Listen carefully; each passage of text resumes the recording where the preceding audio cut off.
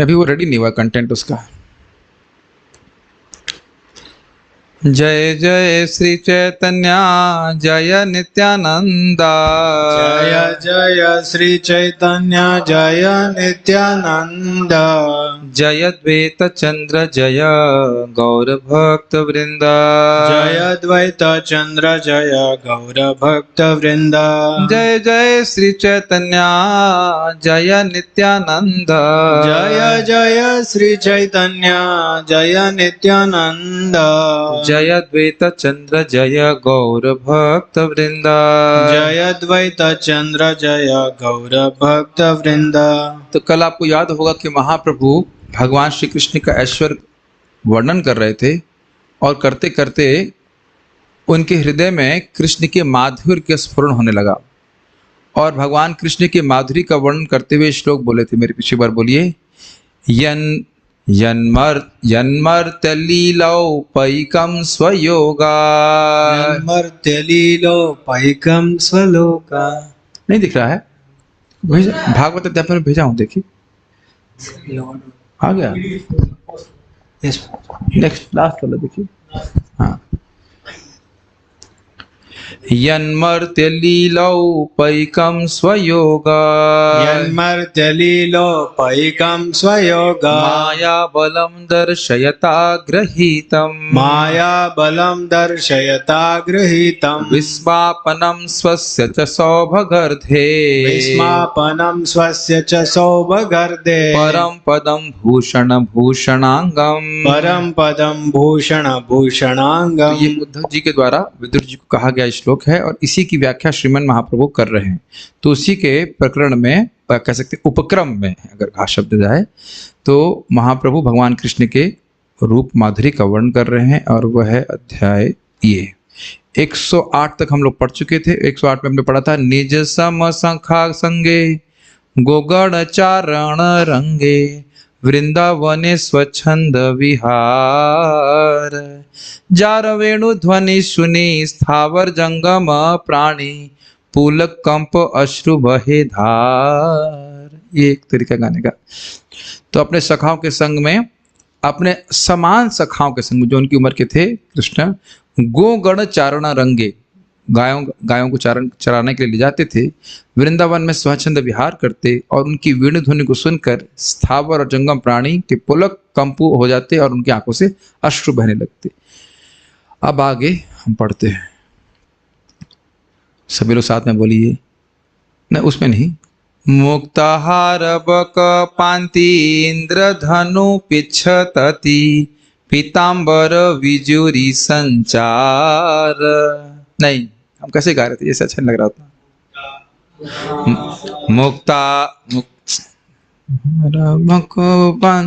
मुक्ताहार बक पांति इंद्रधनु पिच्छतति पीतांबर विजुरी संचार। कृष्ण नव जलधर जगच्छ उपर परिशय लीलामृत धार। एक बार फिर से बोल जाए, यह बोलने में कितना मतलब मधुर है। मुक्ताहार पक पांति इंद्रधनु पिच्छतति पीतांबर विजुरी संचार। कृष्ण नव जलधर जगच्छ ऊपर वरिशये लीलामृत धार। इससे पहले कि हम कथा को आगे बढ़ाएं, आज जब करते समय भी मुझे कोई बहुत पुरानी बात, निरर्थक बात याद आई थी। मतलब जैसे सुन लेते ना बचपन की, तब मैं सोच रहा था कि कान से कोई चीज़ प्रवेश शब्द सुना है ध्यान पूर्वक तो हृदय में जाके बैठ जाता है। तो आज हम सोच रहे हैं कि क्या हम बोल रहे हैं, क्या कर रहे हैं, कि सब हमारे हृदय में जाकर के कृष्ण कथा जम रही है और जो जितना भी जमाव है, कचरा, वो सब साफा होता है। ये सब कृष्ण के गुणों का वर्णन है। तन्नाम रूप चरिता दिसु कीर्तनान। कीर्तन करना चाहिए, उसके बाद धीरे धीरे स्मृति पटल पे वो छाएगा। कृष्ण द्वारा गले में पहनी मोती की माला श्वेत बंगलों की पंक्ति जैसी लगती है। I will not let you remain absent minded. स्मरण कर रहे हैं, आपने फोटो देखा है, कृष्ण एक तोते के पास हैं, छोटे बाल कृष्ण, याद आ रहा है आपको? एक बहुत छोटे तोते के पास में है, छोटा छोटे कृष्ण है, हाँ, और विंडो के पास में जैसे कुछ है, और वहां पे स्पेशली कृष्ण ऐसे करके हैं, हाथ उनके गले के पास में है, और एक मोती की माला उनके गले पे अलंकृत है। तो कह रहे हैं कि जो मोती की माला है वो कैसी लग रही है? श्वेत बगलों के समान, श्वेत बगलों की पंक्ति के समान, एक के बाद बालों बगले जो है वो खड़े हो। कितना सुंदर काव्य है, आप देखिए कि हम लोग जब पढ़ते हैं तो इतना ध्यान से नहीं पढ़ते हैं, अगर आप थोड़ा थोड़ा मनन करिए, कितना सुंदर उपमा दी जा रही है कि जो कृष्ण के गले में माला है, मोतियों की माला बगलों के समान लग रही है, गोल गोल मोती और गोल गोल बगले का पीछे वाला भाग थोड़ा गोल गोल से लगता है। कौन से भाग को कंपेयर कर रहे हैं ये तो नहीं टीका में बताया गया है, लेकिन इस प्रकार से लग रहे हैं। अब देखिए, उनके बालों में लगा मोर पंख इंद्रधनुष जैसा, और उनके पीले वस्त्र आकाश में बिजली जैसे लगते हैं। कृष्ण नए उठे हुए बादल जैसे लगते हैं। कृष्ण नव जलधर। नव जलधर क्यों? पानी होने से बादल कैसा होता है? श्याम वर्ण का होता है। तो कृष्ण की उपमा दी जा रही है बादल से, और जो उनके मुख सिर के ऊपर क्या कहते हैं उसको, मोर पंख, उसमें विभिन्न कलर होते हैं, रंग होते हैं, उसकी उपमा दी जा रही है इंद्रधनुष से। और सब है ऊपर ही, बादल के ऊपर इंद्रधनुष है, तो इसलिए कह रहे हैं कि होता ही है प्राय उसके ऊपर, तो इसलिए कह रहे हैं जो भगवान ने मोर मुकुट नहीं कह सकते, मोर पंख धारण किए हुए इंद्रधनुष जैसा। कितना सुंदर काव्य है, काव्य की दृष्टि देखिए कितना सुंदर है। और आप जान रहे हैं कि बादल के ही ऊपर बिजली चमचमाती है, तो आप लसत पीठ वसन, यह भीष्म देव की ही प्रार्थना में सुन चुके हैं, भगवान का पीताम्बर ऐसा चमचमा रहा है जैसे बिजली चमचमाती है। तो ये भगवान के स्वरूप का वर्णन कर रहे हैं आप। और गोपियां खेत में खिले नए गेहूं जैसी लगती हैं नए गेहूं जैसी लगती हैं, गोल्डन, कैसे गोल्डन या बालियां से उग रही है उसकी से कितना गेहूं की। इन नई खिली फसलों पर अमृतमयी लीलाओं की निरंतर वर्षा होती है, और ऐसा लगता है कि गोपियां कृष्ण से उसी तरह जीवन रश्मियां प्राप्त कर रही हैं जिस तरह वर्षा से विविध प्रकार की फसलें जीवन प्राप्त करती हैं। फिर से श्लोक को देखते हैं। मुक्ताहार, मुक्त मतलब मोतियों का हार, बको पांति, बकासुर, बक मतलब बगला, तो बक पांति पंक्ति, तो जो भगवान के गले का मुक्ता का हार है, मोती का हार, वे कैसे लग रहा है?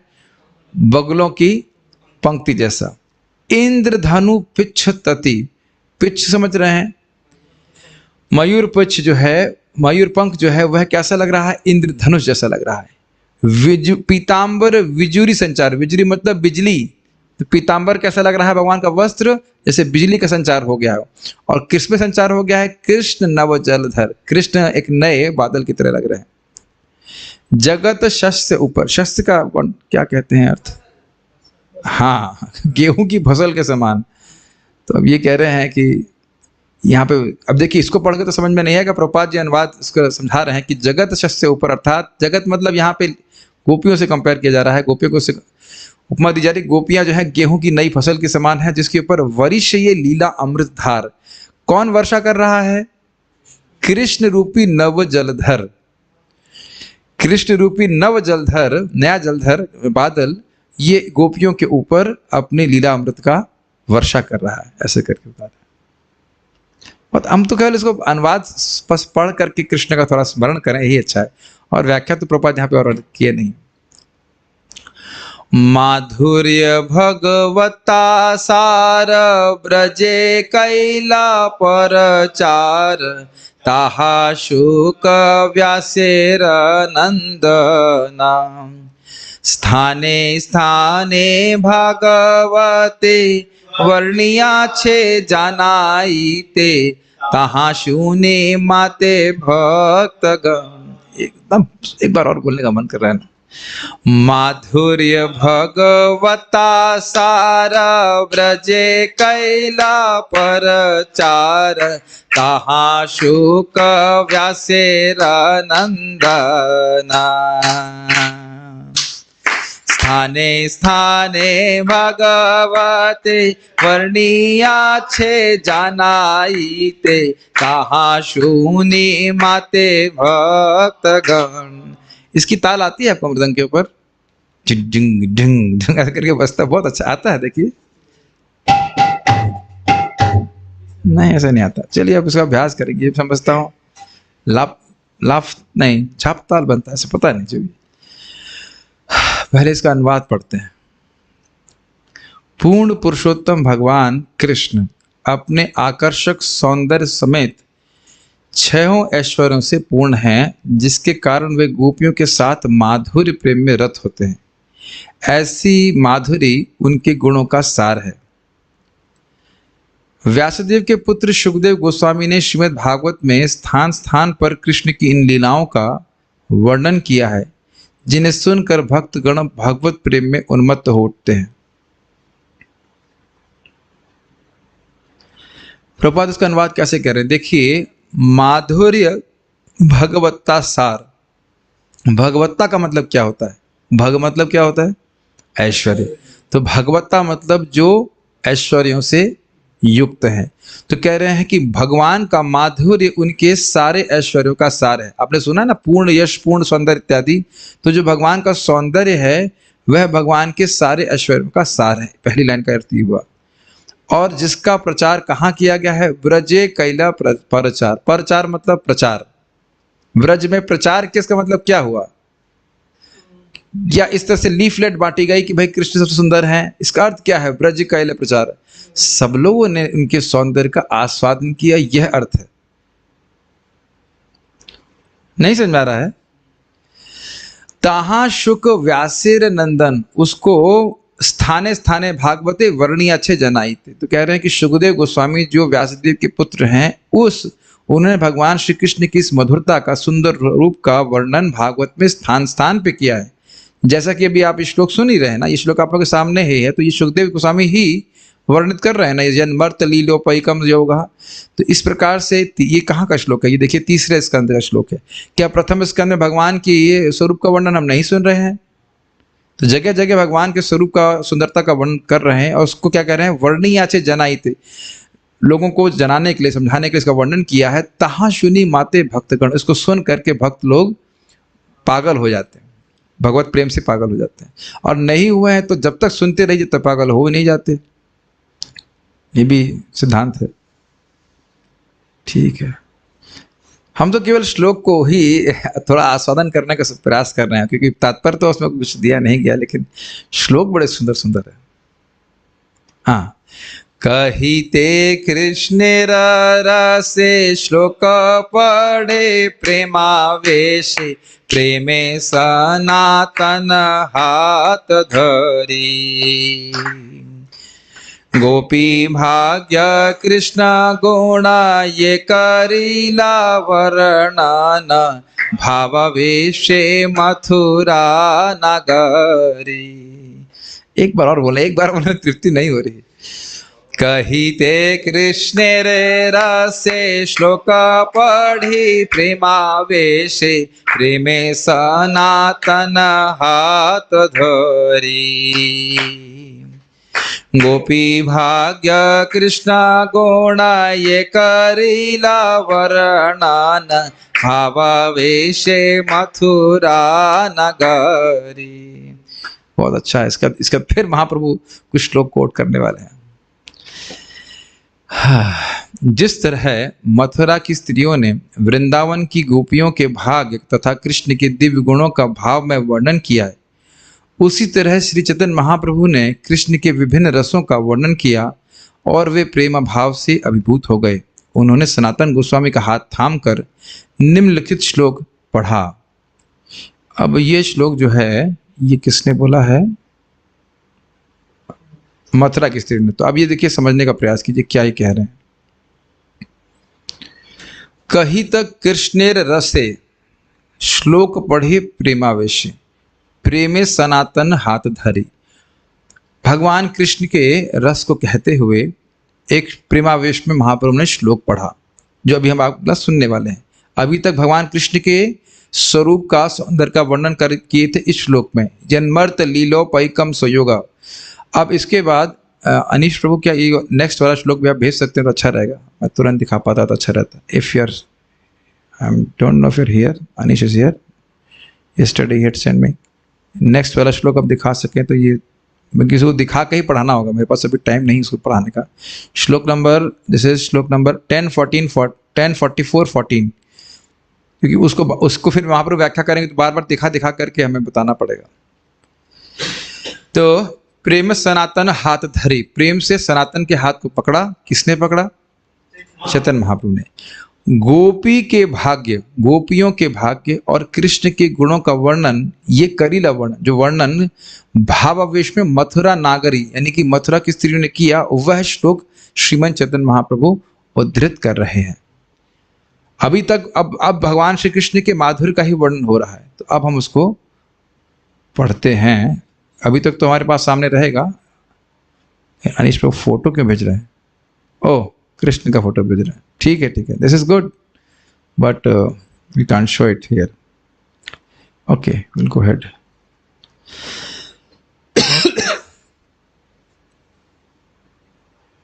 कैसे बोलेंगे इसको? गोप्यस्तपः किमचरन् यदमुष्य रूपम।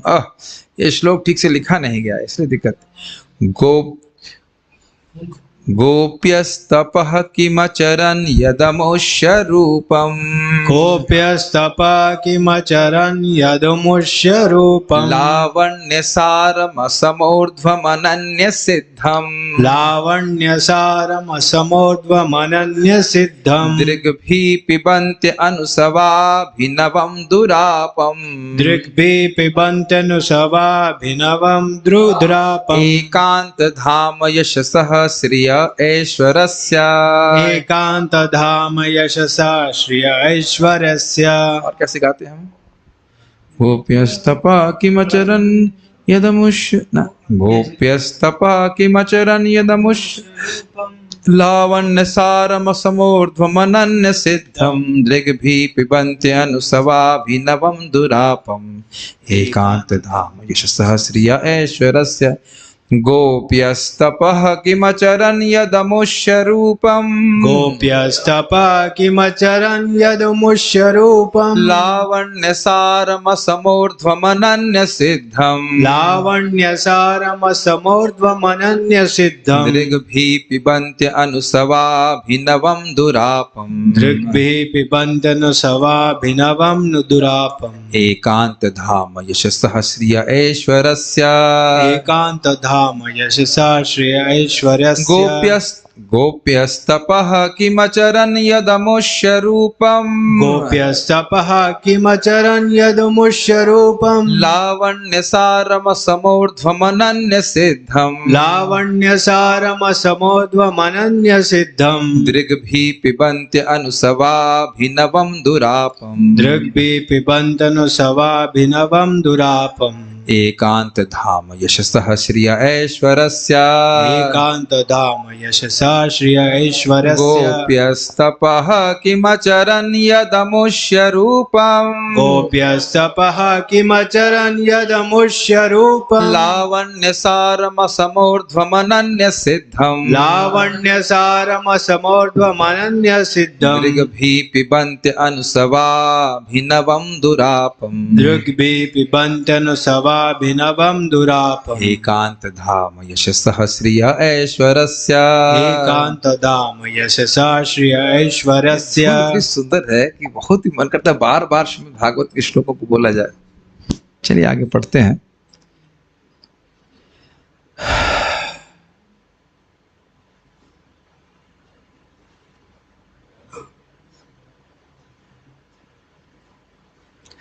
गोपियों ने कौन सी तपस्या की होगी? वे कृष्ण के रूप के इस अमृत को अपनी आंखों से सदा पीती हैं, जो लावण्य का सार है और जिसकी ना तो समानता हो सकती है, ना जिसको लांघा जा सकता है। यह लावण्य, सौंदर्य, यश तथा ऐश्वर्य का एकमात्र धाम है। वह स्वयं सिद्ध, चिर नवीन तथा अद्वितीय है। यह श्लोक श्रीमद् भागवतम का है। और आप कहाँ रहते हैं अब तक?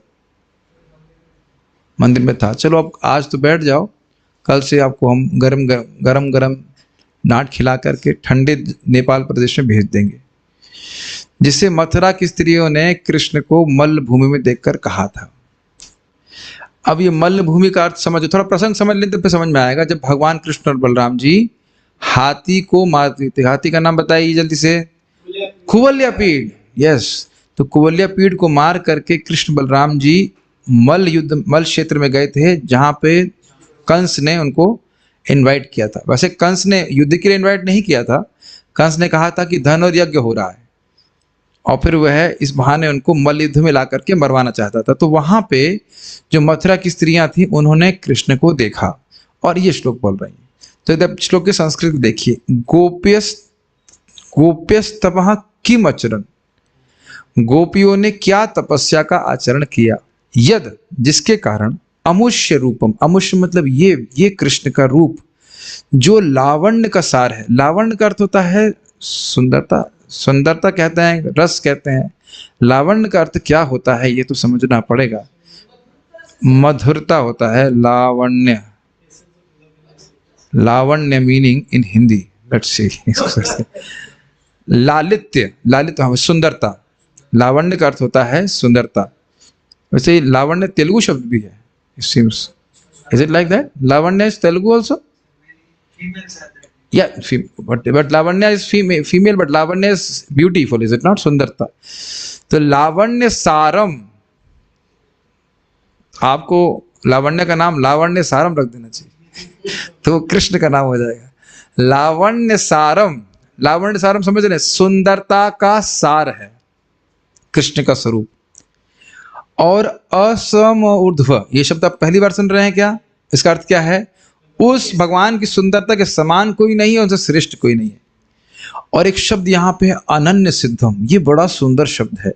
श्रील रूप गोस्वामी लघु भागवतामृत में इसी श्लोक को कोट करते हुए कहते हैं, जो आप सुनते हैं ना कि अनन्यापेक्षी रूपम, सुना है, याद आ रहा है?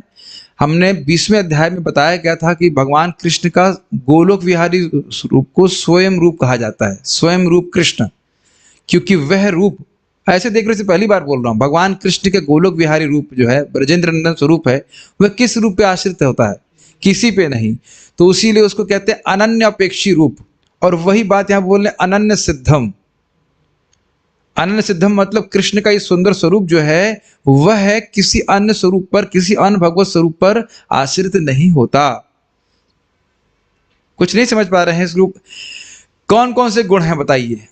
अब गोपियों ने क्या तपस्या करी कि अमुष्य रूपम, ये कृष्ण का स्वरूप उनको दिखता था। कैसा रूप है? पहला गुण लावण्य सार रूप है, सुंदरता का सार। असमूर्ध, उनके समान कोई नहीं उस रूप के, और उनसे श्रेष्ठ कोई नहीं। 3 गुण हो गए। उसके बाद अनन्य सिद्ध, अर्थात ये स्वरूप कृष्ण का किसी अन्य भगवत स्वरूप पर आश्रित नहीं। 4 गुण दिख रहे हैं आपको? ठीक। तो आप गोपियों को भाग्य की सराहना क्यों कर रही हैं? तो कह रहे हैं दृग भी प्रबंती, आंखों से, दृग और भी, दृग भी मतलब आंखों के द्वारा, आंखों के द्वारा पीती थी। एक बार नहीं, अनुसवाभिनवम, निरंतर पीती थी।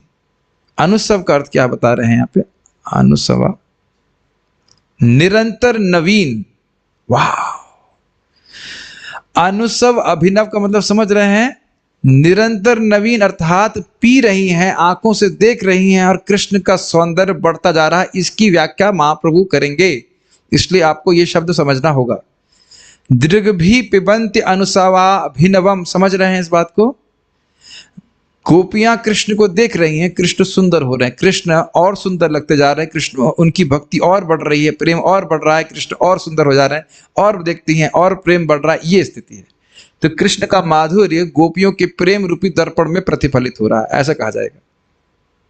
बहुत हाई बात नहीं बोल रहा हूँ, समझने वाली बात होगी, थोड़ा सा लोग समझिए।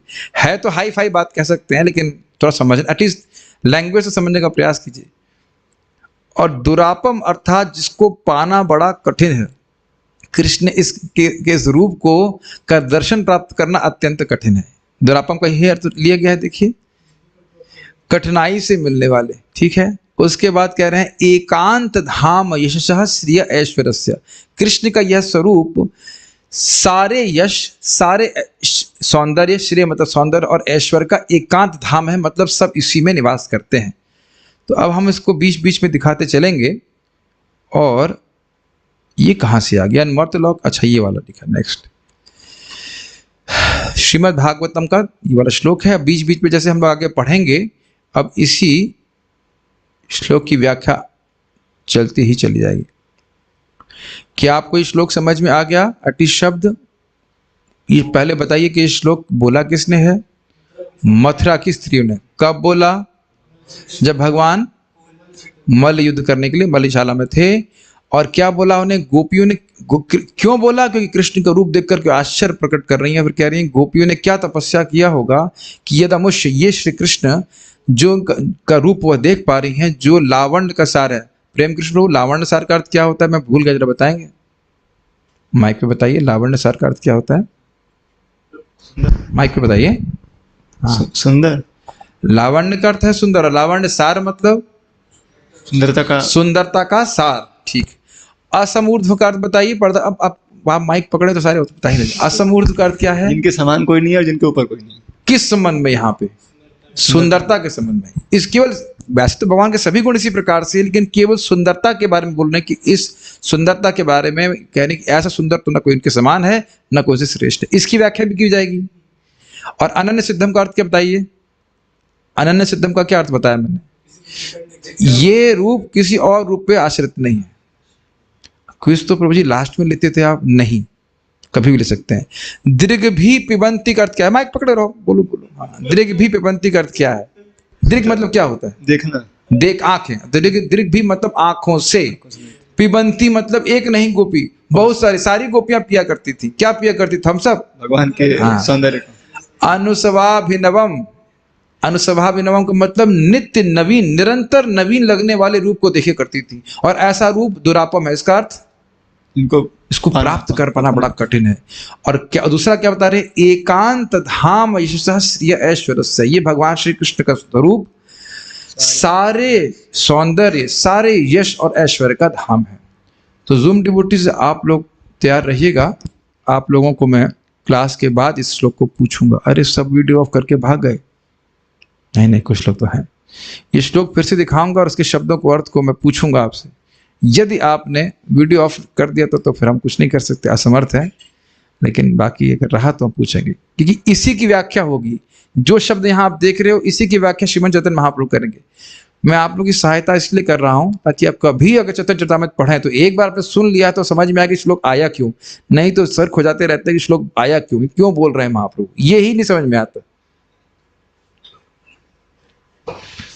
मरने के बाद भी हिंदुओं को पानी पिलाया जाता है, यहाँ जीते जीते ही पाया जा रहा है। ठीक है। तारुण्यामृत पारावारा तरंग लावण्या सारा, ताते से आवर्त भावोद्गमा,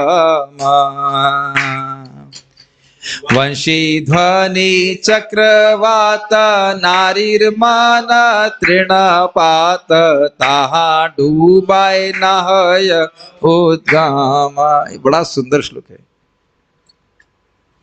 एक बार फिर से बोलते हैं।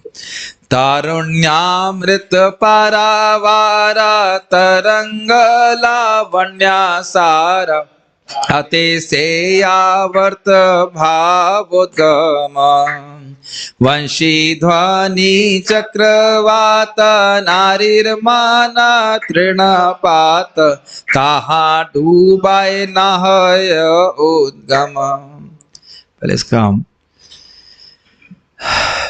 अनुवाद पढ़ते हैं। श्री कृष्ण के शरीर का सौंदर्य चिर यौवन के सागर की एक तरंग की भांति है। उस महासागर में प्रेम भाव का उदय भंवर के समान है। कृष्ण की वंशी की ध्वनि चक्रवात की तरह है और गोपियों के चंचल मन सूखे पत्तों और तिनकों की तरह हैं। जब वे चक्रवात में गिर जाते हैं तो फिर ऊपर कभी नहीं उठते, अपितु कृष्ण के चरण कमलों में ही निरंतर पड़े रहते हैं। तो ये आपने श्लोक में क्या सुना था? लावण्य सारम, ठीक, और उसी की व्याख्या यहाँ पे चल रही है।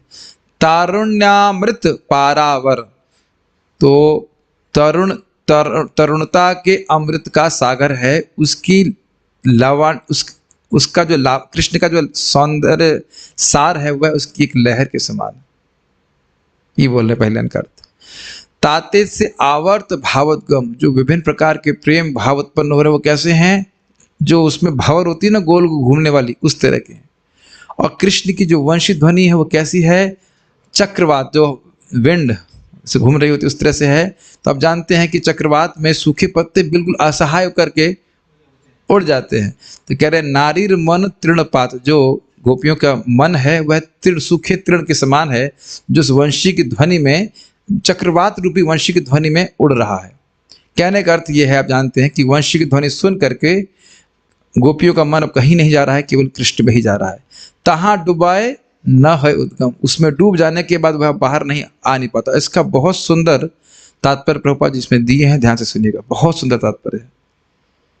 इसके आगे है, सखी है कौन तप कैला, सखी है कौन तप कैला गोपी गण, कृष्ण रूप सुमाधुरी पीबे पीबे नेत्र भरी, श्लाघ्य करे जन्म तन। नहीं, सखी है कौन तप कैला गोपी गण, कृष्ण ना, ऐसे आएगा, ऐसे ही आएगा। सखी है कौन तप कैला गोपी गण, कृष्ण नहीं आ रहा है। चलिए उसको पढ़ लेते हैं। सखी है कौन तप कैला गोपी गण, कृष्ण रूप सुमाधुरी, वैसे ही आएगा, कृष्ण रूप सुमाधुरी पीबी पीबी नेत्र भरी, श्लाघ्य करे जन्मातनु मन। कंफ्यूज करते हैं आप। सखी है कोना तप कैला गोपी गाना, कृष्ण रूप सुम, नहीं ये ऐसे होगा, पहली वाली लाइन एक बार बोल करके फिर आगे ऐसे बोलना पड़ेगा। सखी है कोना तप कैला गोपी गाना, कृष्ण रूप सुमाधुरी पीबी पीबी नेत्र भरी, श्लाघ्य करे जन्मतानुमान। सखी है, अब देखिए ये पहला श्लोक देख लीजिए, गोप्यस्तपः किमाचरन, ठीक, इसकी व्याख्या कर रहे हैं। हे सखी, गोपी गणों ने कौन सी तपस्या करी, कौन सी तपस्या का मतलब समझ रहे हैं, अरे हम भी वो तपस्या करें ना जिससे हमको ये रूप प्राप्त हो, हमको स्वरूप देखने को मिले कृष्ण का, ठीक है। क्या, क्यों ऐसा क्या हरि, तो कहने कृष्ण रूप सुमाधुरी, कृष्ण के रूप का जो मधुरता है, अत्यंत मधुरता है, पीबी पीबी नेत्र भरी, उसको पी रही हैं अपने नेत्र भर भर करके। श्लाघ्य करे, श्लाघ्य का अर्थ सुना था आपने, प्रशंसनीय, प्रशंसनीय कर रहे हैं अपने जन्म को, शरीर को और मन को वह प्रशंसनीय बना रही हैं। क्यों प्रशंसनीय बना रही हैं, क्योंकि अपनी आंखों से भर भर के कृष्ण के रूप माधुरी का आस्वादन कर रही हैं। देखिए इसमें बात बहुत ध्यान देने वाली होगी कि गोपियों का अत्यधिक प्रेम है, इसलिए कृष्ण के रूप का माधुरता का अनुभव करनी। तो जरासंध भी देखता है, दुर्योधन भी देखता है और कुछ नहीं होता, ठीक। हे प्रिय सखी, गोपियों ने कौन सी कठिन तपस्या की है कि वे उनकी दिव्य सुंदरता तथा माधुरी को अपनी आंखों से जी भर कर पी रही हैं। इस तरह वे अपने जन्म, शरीर तथा मन को सफल बनाती हैं। ये माधुरीर ऊर्ध्व आना नाही जार समान, पर व्योमे स्वरूपेर गणे, जे हो सब अवतारी पर व्योम अधिकारी, ए माधुर्य नाही नारायणे। सुंदर प्यार है। गोपियों द्वारा कृष्ण के सौंदर्य की जिस माधुरी का आस्वादन किया जाता है वह अद्वितीय है। उस भावमयी माधुरी के समान या उससे बढ़कर कुछ भी नहीं है। यहाँ तक कि वैकुंठ लोक के अधिष्ठाता नारायणों में भी वह माधुरी नहीं है। निसंदेह नारायण पर्यंत कृष्ण के सारे अवतारों में से किसी में भी ऐसा दिव्य सौंदर्य नहीं है। एक बात आप लोग समझ नहीं रहे होंगे कि इस सब को सुनने से हमारा क्या प्रयोजन है। क्या मन में आ रहा है प्रयोजन? प्रयोजन ये है कृष्ण की उत्कृष्टता सुन करके भक्त अपने जीवन का लक्ष्य कृष्ण के चरणों की प्राप्ति को ही बनाएगा।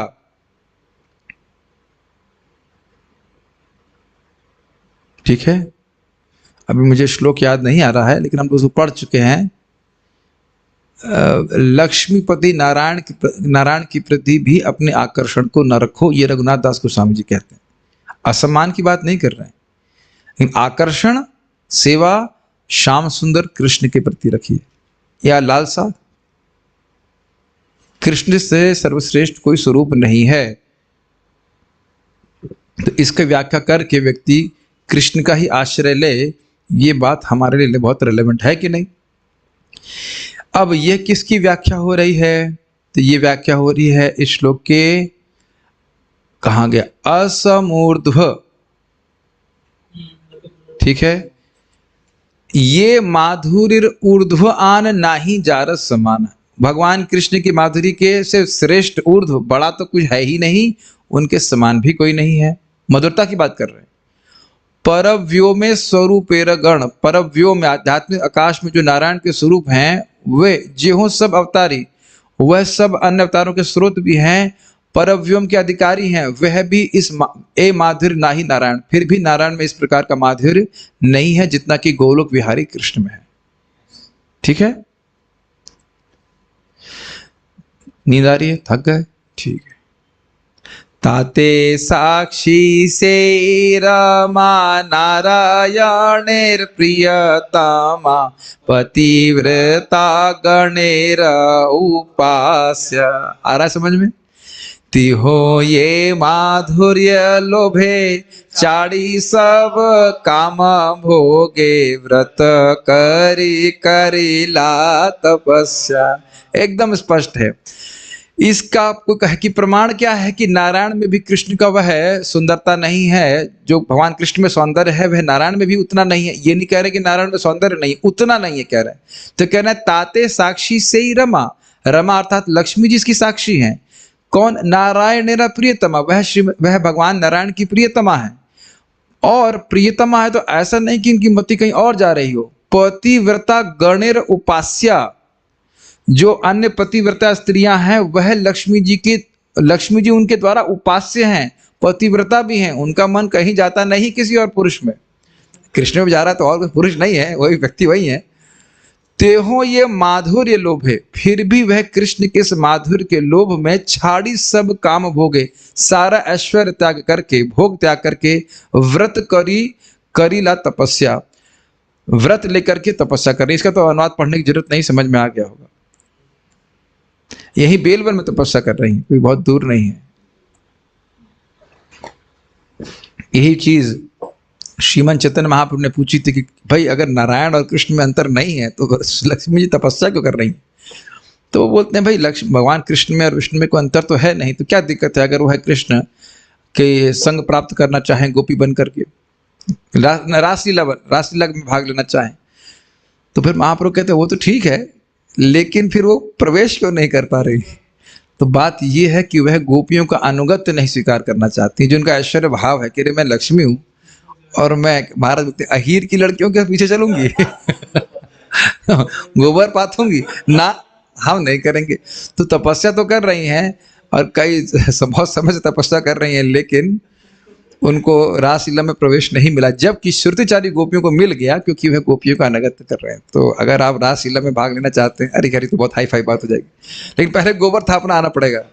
मुझको भी नहीं आता अब यहाँ से सीखना शुरू करते हैं गोबर कैसे थापते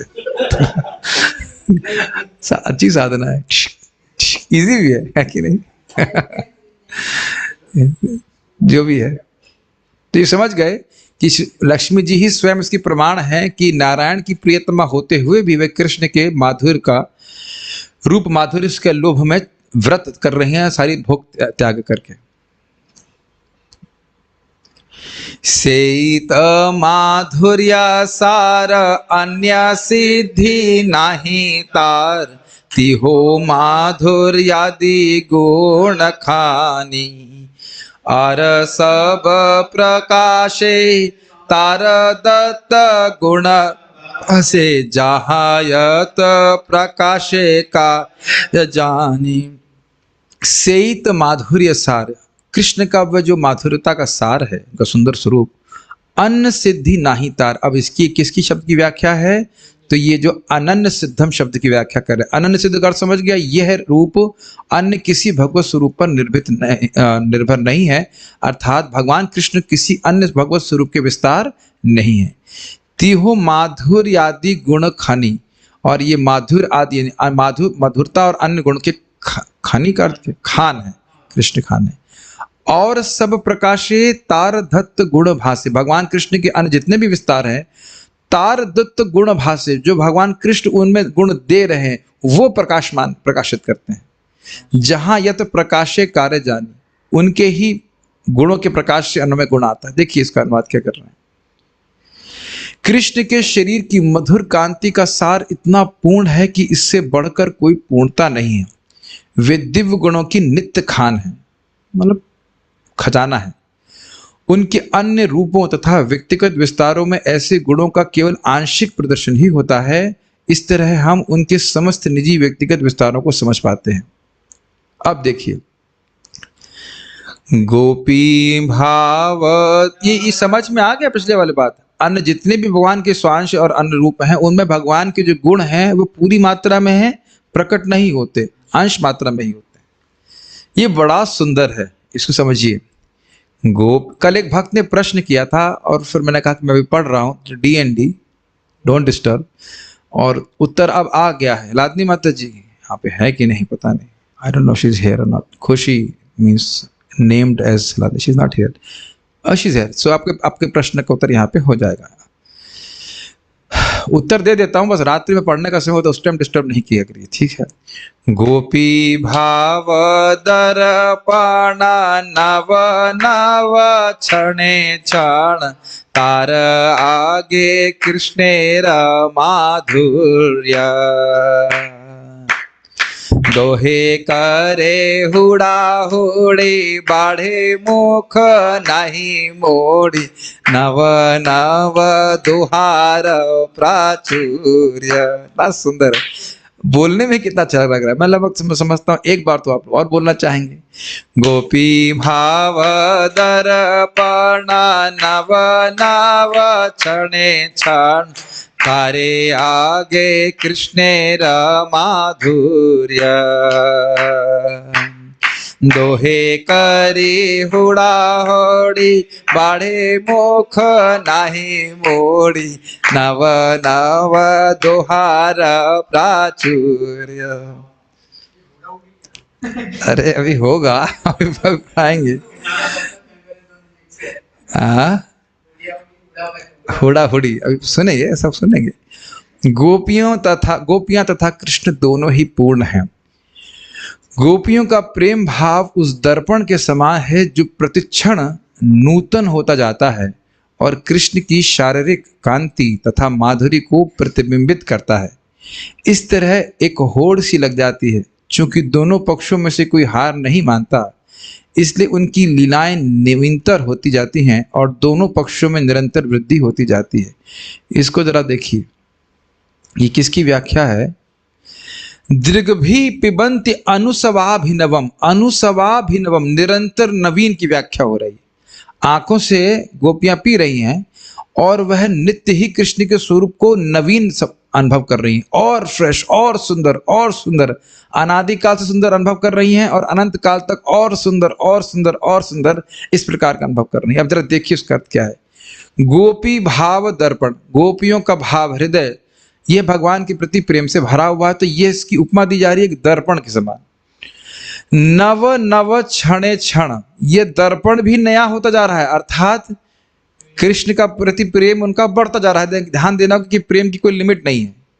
तारे आगे कृष्णेर माधुर्य, तो यानी कि उसके आगे, उस दर्पण के आगे कृष्ण का माधुर्य उसमें प्रतिफलित हो रहा है, सुंदर स्वरूप प्रतिफलित हो रहा है, तो वह भी बढ़ रहा है। कहने का आशय यह है कि अपने प्रेम के कारण कृष्ण के मधुरता का अनुभव गोपियां करती हैं और इस कारण से गोपियों को देखकर गोपियां अत्यंत प्रसन्न हो जाती हैं। तो उनको प्रसन्न देख करके कृष्ण और सुंदर लगने लगते हैं। तो और सुंदर लगने लगते हैं तो गोपियों का प्रेम रूपी दर्पण और नवीन हो जाता है, वो और सुंदर उनको अनुभव करती हैं, फिर और प्रसन्न हो जाती हैं, और फिर कृष्ण और सुंदर लगते हैं, फिर वो और प्रसन्न हो जाती हैं, फिर वो और सुंदर लगते हैं। तो कोई हार नहीं मान रहा है।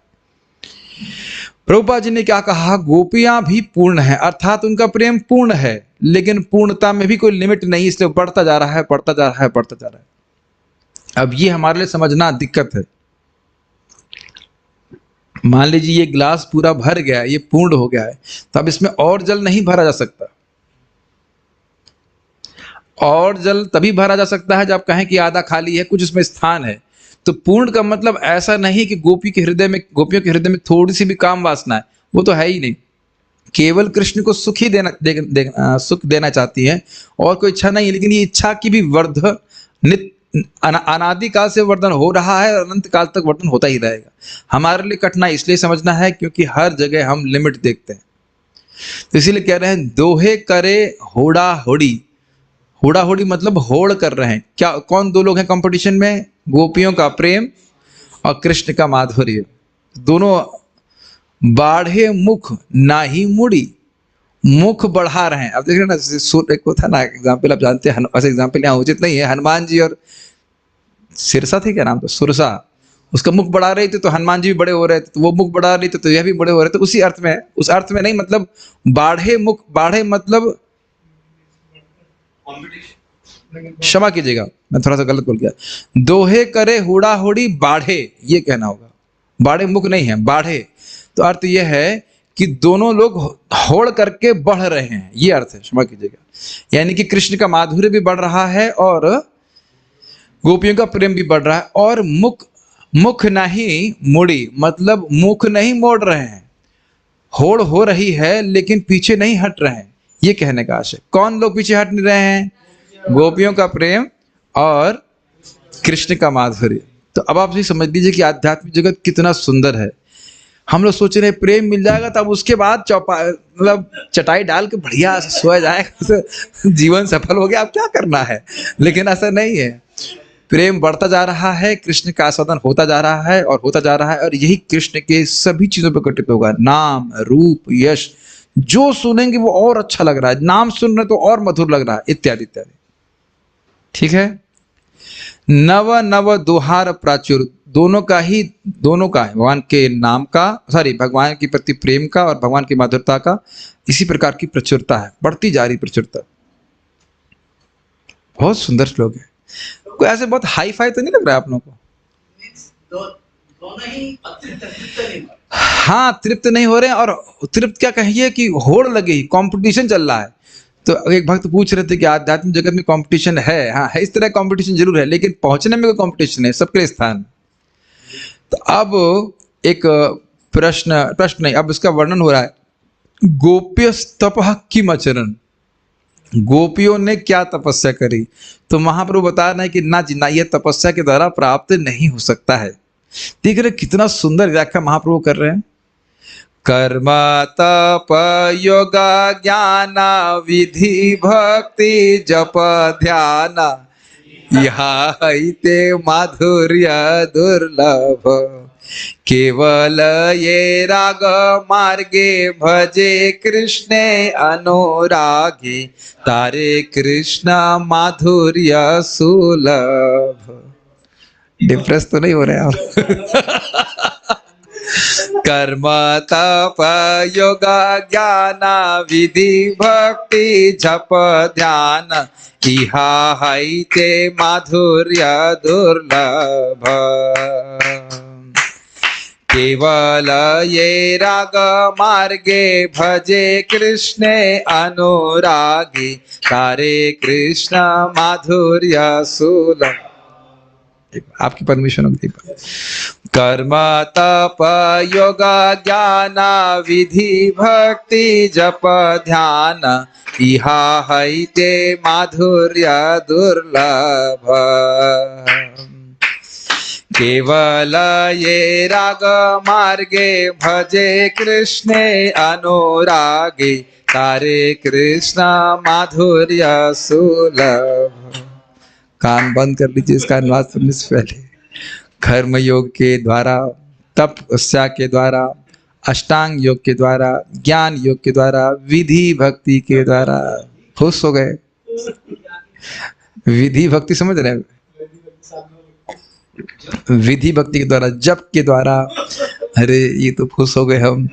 ध्यान के द्वारा, इहा हईते माधुर्य दुर्लभ, कृष्ण का ये मधुरता दुर्लभ है।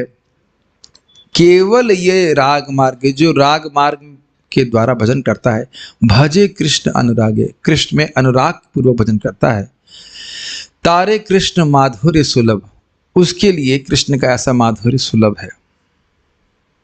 प्रभु जी संडे खराब कर दिया आपने, हम तो इसी में लगे हुए थे जब मैं ध्यान में, लेकिन घबराइए मत, प्रभुपाद जी क्या अनुवाद कर रहे हैं, इसका बड़ा सुंदर अनुवाद देखिए। देखिए विधि भक्ति समझ रहे हैं, विधि भक्ति मतलब जो शास्त्र की आज्ञा से की जाती है, शास्त्र की आज्ञा से ही की जाती है। ही समझ रहे हैं, ही पे बड़ा एम्फेसिस दिया जा रहा है।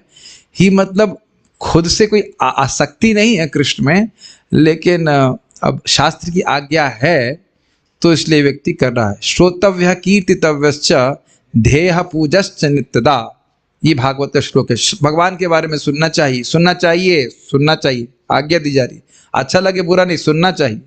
कीर्तितव्यश्च, कीर्तन करना चाहिए। स्मर्तव्यश्च, स्मरण करना चाहिए, चाहे इच्छताभयम, अगर अभय की प्राप्ति करना चाहता है। वो अलग, ये जो श्लोक कोट का अलग श्लोक है। तो अब वो कह रहे हैं कि इस प्रकार की वैधि भक्ति से कृष्ण का इस प्रकार का माधुर्य सुलभ नहीं है। ये नहीं कि कोई लाभ नहीं है, लेकिन इस प्रकार का माधुर्य सुलभ नहीं है। ठीक है, तो अर्थ क्या प्रपात का अनुवाद देखिए। कृष्ण तथा गोपियों के पारस्परिक व्यवहार से उत्पन्न दिव्य रसों का आस्वादन कर्म, तप, योग, ज्ञान, विधि भक्ति, मंत्र योग या ध्यान द्वारा नहीं किया जा सकता।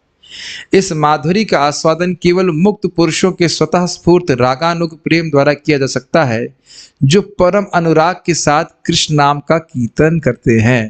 तो अब आप देख रहे हैं कि किस प्रकार से हम लोग कॉन्ग्रीगेशनल चैंटिंग को नेग्लेक्ट करते हैं, लेकिन यहां पे बोला जा रहा है कि अनुराग के संग कृष्ण नाम संकीर्तन। तो जप भी उसमें आएगा। हम लोग केवल जप ही नहीं कर रहे हैं, वैसे संख्या संकीर्तन करते हैं, और महाप्रभु भी संख्या संकीर्तन करते थे। तो हरे कृष्ण मंत्र का जप और कीर्तन, लेकिन किस तरह से? अनुराग पूर्वक, अनुराग पूर्वक। तो इसको बहुत अच्छी तरह से समझाया जाता है भक्तों के द्वारा कि पहले व्यक्ति केवल नाम करता है। केवल नाम करता है मतलब बोल रहा है, लेकिन उसका भगवान में राग नहीं है। लेकिन श्रीमद् भागवतम का श्लोक अगर आपको स्मरण हो, एवं व्रतः स्वप्रिय नाम कीर्त्या जातानुरागः धृतचित्त उच्चय। इस प्रकार व्रत लेकर के जब हम बार बार जप करते हैं, कीर्तन करते हैं, एक्चुअली जप ही नहीं कीर्तन बोला, जब बोलते हैं बार बार कृष्ण का नाम, तो जातानुराग, पहले जातानुराग मतलब अनुराग हो जाता है। पहले अनुराग नहीं था, लेकिन बार बार व्रत लेकर के नाम उच्चारण करके भगवान के में नाम में अनुराग हो जाता है। और फिर क्या होता है? धृत चित्त उच्चाई, उसका हृदय चित्त जो है वह द्रुत यानी कि पिघलने लगता है। इसको कई बार व्याख्या कर चुका हूं, तो आप समझ रहे हैं। ऐसा नहीं है कि जो हरे कृष्ण हम कर रहे हैं इससे कोई प्रयोजन नहीं है। वैधि भक्ति से प्राप्त नहीं होते हैं, राग भक्ति से ही प्राप्त होते हैं कृष्ण का माधुर्य। लेकिन राग भक्ति वैधि भक्ति से ही प्राप्त होती है। बिना हृदय शुद्ध किए हम अपने मन से नहीं सोच सकते हैं कि हम राग भक्ति कर रहे हैं। देखिए वैधि भक्ति, राग, वैधि भक्ति शास्त्र की आज्ञा से ही होती है, लेकिन राग भक्ति का अर्थ यह नहीं है कि शास्त्र की आज्ञा छोड़ के हो रही है, लेकिन केवल शास्त्र की आज्ञा से नहीं हो रही है। वैधि भक्ति में एक भक्त गुरु और शास्त्र के आदेश से भक्ति करता है, लेकिन राग भक्ति में उसको अच्छा भी लगता है, उसका भगवान से अनुराग है। ऐसा नहीं कि हरे कृष्ण मंत्र छोड़ के कोई और मंत्र करेगा या भागवत छोड़ के कुछ और पढ़ेगा, लेकिन अब नियम नहीं है कि हाँ भैया अब 1 घंटा पढ़ना है तो बस अब 1 घंटा पढ़ना है। समझ रहे हैं बात? ऐसा नहीं है कि जो राग मार्ग में जो भक्त है वह शास्त्र के नियमों का उल्लंघन करके भक्ति कर रहा है। इससे पहले हम आगे नहीं जाएंगे अगर समझ में नहीं आ रही बात। मंगल आरती जा रहा है, लेकिन अब मंगल आरती के लिए इसलिए नहीं जा रहा है कि अटेंडेंस लगानी है, ए या पी या एल या जो भी, वो उसको जाने में भगवान से आसक्ति ही कारण है। केवल गुरु का आदेश ही, गुरु का आदेश तो है, लेकिन केवल गुरु के आदेश से नहीं जा रहा है। जैसे आप समझ रहे हैं कि व्यक्ति को बुखार होता है तो केवल वैद्य के आदेश से मीठा खा रहा है, उसके बाद जब ठीक हो जाएगा तब भी वैद्य के आदेश से मीठा खा रहा है, मीठा नहीं खाता ना। आप उस दिन बगल में जलेबी खा रहे थे ना, मैंने आज्ञा दी थी, मुझे जलेबी दी गई थी, तो मैंने वहाँ प्रभु जी, राहुल प्रभु मैं आपको आज्ञा दे रहा हूँ, आप भी जलेबी खाई, तो मेरी आज्ञा से खा रहे थे ना, आज्ञा से ही खा रहे थे ना। आप समझ में आ रहा है ना। और अब बुखार होता तो नहीं, बुखार ना हो आपको, लेकिन आप देख रहे हैं अभी बीच में इनको बुखार था ना, तो आप पनीर खा रहे थे, जो भी वस्तु खा रहे थे, तो केवल आज्ञा मान के खा रहे थे। अगर खा रहे थे, इज इट नॉट प्रैक्टिकल? समझ में आ रहा है कि नहीं? नहीं, बिल्कुल मन नहीं कर रहा, लेकिन अब कुछ नहीं खाऊंगा तो बीमारी रह जाऊंगा, ठीक नहीं होगा, इसीलिए खा रहे थे ना। अब भी वैसे खा रहे हैं। कुछ अंतर नहीं समझ में आ रहा है। वैधि भक्ति मतलब भगवान में अनुराग है नहीं, केवल शास्त्र के आदेश मान के कर रहे हैं। इसलिए ये बहुत बड़ी हमारे प्रति, हमारे लिए एक संबल है। अगर हमको अच्छा नहीं लगे तो डोंट बी सरप्राइज्ड। जाप कर रहे हैं, मान लो किसी दिन अच्छा नहीं लगे तो आश्चर्य मत करिए, हम लोग हैं ही वैधि भक्त। अभी नहीं समझ में आ रहा है, क्या समझोगे भक्ति रसामृत सिंधु? आपको यही समझ में नहीं आ रहा तो कैसे समझाऊंगा? एक श्लोक समझ में नहीं आ रहा आप लोगों को, एक भक्ति रसामृत सिंधु श्लोक समझाने का प्रयास कर रहा हूं। वैधि भक्ति मतलब जो केवल शास्त्र के आदेश से ही की जाती है, उसमें कोई आसक्ति नहीं होती है। लेकिन वही वैधि भक्ति करते करते आसक्ति हो जाती है, तो अब वह केवल शास्त्रीय आदेश से नहीं कर रहा है, शास्त्र का आदेश पालन कर रहा है, शास्त्र का आदेश छोड़ नहीं रहा है, लेकिन उसमें अच्छा भी लग रहा है, उसको अच्छा भी लग रहा है। क्या इसमें कठिनाई हो रही है? ठीक है, तो आप समझ लीजिए, महाराज से अच्छा बात बोलते हैं, कभी कोई किसी को भ्रमित ना करे, राग भक्ति का इंजेक्शन नहीं लगाया जाता। समझ रहे हैं? ऐसा नहीं कि हम एक सही में, एक माता जी, क्या नाम था, नाम नहीं रख रहा हूं, तो मुझे फोन करी, प्रभु जी मुझे कोई व्यक्ति बोल रहे हैं, एक संस्था बोल रही कि इस कौन में तो केवल वैधि भक्ति में सिखाते हैं, 3 महीने हो गए तुमको राग भक्ति के बारे में बताया नहीं, 3 महीने में राग भक्ति में आ जाएंगे। उन्होंने कहा 3 महीने में राग भक्ति में। तो मैं महाराज से डिस्कस कर रहा, तो महाराज यही बोले, देखिए भाई, राग भक्ति का इंजेक्शन नहीं लगाते, श्रद्धा का इंजेक्शन दे दिया है। कथा सुनते हैं तो आपको श्रद्धा हो जाती है भगवान, लेकिन राग भक्ति का इंजेक्शन नहीं लगा सकते आपको। चलो कल से कृष्ण से प्रेम करो, ऐसा होता है क्या? अच्छा, एक और उदाहरण समझ लीजिए, एकदम समझ में आ जाएगा कि प्रायः भारतीय समाज में अरेंज मैरिज होती है, तो अरेंज मैरिज के समय प्रभुपाद उदाहरण को देते हैं, तो उस लड़के से लड़की की कोई आसक्ति प्रेम नहीं होता है, लेकिन नियम होता है कि नहीं, पत्नी को पति की सेवा करनी चाहिए, तो वो सेवा करती है, और सेवा करते करते आगे क्या आसक्ति नहीं हो जाती पति में? तो अब आगे जाकर केवल इसीलिए सेवा करती है कि उसकी कर्तव्य है, या प्रेम से सेवा करती है? क्या अनुभव प्रभु का? प्रेम से करते हैं, ठीक है, भाग्यवान है आप। ये बहुत प्रैक्टिकल उदाहरण है। तो एक और उदाहरण प्रभुपाद जी बहुत अच्छा देते हैं कि भाई जब भी कार में कुछ खराबी हो तो धक्का लगा जाता है, तो आप ये बताइए कि क्या हमेशा कार धक्के से चलती है? एकदम क्लियर समझ में आ गया ना। अब धक्का लगा के, तो शुरुआत में थोड़ा धक्का लगाया जाता है, थोड़ा पुश किया जाता है, लेकिन अंततः कार अपने आप चलने लग जाती है कि नहीं? समझ गए कि नहीं? तो वो बोल रहे हैं कि राग मार्ग मतलब कृष्ण में अनुराग के कारण भजन कर रहा है। कृष्ण, आपको अच्छा लग रहा है नाम जप करना, भगवान के बारे में श्रवण करना, कीर्तन करना, ऐसे खाली विधि मार्ग से नहीं कर रहा। तो इसीलिए प्रभुपाद कह रहे हैं जो परम अनुराग के संग कृष्ण नाम का कीर्तन करते हैं, प्रभुपाद जी फॉर्मूला बता रहे हैं, who chant Krishna's name with ecstatic love, वह कृष्ण के परम इस सौंदर्य का अनुभव कर पाते हैं। विधि मार्ग से भी व्यक्ति वैकुंठ की प्राप्ति कर सकता है, लेकिन गोलोक की प्राप्ति करनी है तो उसको राग भक्ति में आना होगा। और आना होगा मतलब इंजेक्शन नहीं लगाना होगा, हृदय को शुद्ध करेंगे, शुद्ध होते होते फिर भगवान में ऐसा अनुराग होने लगता है। आज तो मेरा सही में रुकने का मूड नहीं कर रहा है, आप लोग भी मेरे ख्याल से मेरे साथ में हैं। वैसे कोई कठिनाई नहीं है, ठंडा रूम है, गद्दी लगाइए। मुझे याद है हमारे गुरु महाराज कहीं बांग्लादेश में क्लास कर रहे थे, तो एक भक्त अपना मच्छरदानी ताने सो गए और महाराज कथा किए जा रहे। अब वो जो महाराज की डिसाइपल थे वह तो सो नहीं सकते थे, तो वो सुनते रहे। महाराज का बड़ा उत्साह है। क्या लगता है सर्वे, देखिए आज हम सर्वेश द्विवेदी प्रभु को रेफरी बना देते हैं, तो प्रभु जी थोड़ी देर और कर सकते हैं क्लास या रुक जाएं? हाँ, प्रभु जी ने कहा हाँ, तो हम उनकी आज्ञा मान करके शिरोधार्य करके थोड़ा और पढ़ेंगे इसको। अरे पूरे हफ्ते तो बेचारे मरते ही रहते हैं सब लोग, आज सुनने का मौका मिल रहा है, कुछ फीस्ट हो जाए थोड़ा सा, है कि नहीं? से रूप ब्रजाश्रय ऐश्वर्य माधुर्यमय दिव्य गुण गणरत्नालय आनेर वैभव सत्ता कृष्ण दत्त भगवता कृष्ण सर्व अंशी सर्वाश्रय। कृष्ण तथा गोपियों के बीच ऐसा भाव में आदान प्रदान केवल वृंदावन में संभव है। इसीलिए कृष्ण को जब द्वारका में क्षमा कीजिए कुरुक्षेत्र में गोपियां देखती हैं तो वह उनको रूप अच्छा नहीं लगता और रथ वह वृंदावन की ओर खींच रहते हैं। यही वृंदावन रथ यात्रा का मतलब रहस्य है जो दिव्य प्रेम के ऐश्वर्य से ओतप्रोत है।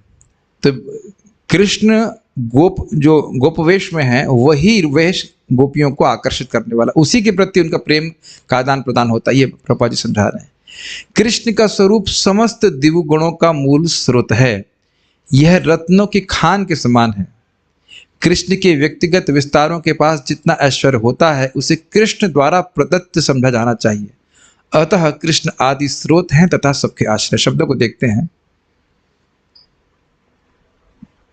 सेई रूप व्रज आश्रय, व्रज मतलब वृंदावन, तो सेई रूप मतलब कृष्ण का वह रूप व्रज में आश्रय मतलब व्रज में ही प्रकट होता है। ऐश्वर्य माधुर्यमय, और यह ऐश्वर्य माधुर्यमय है।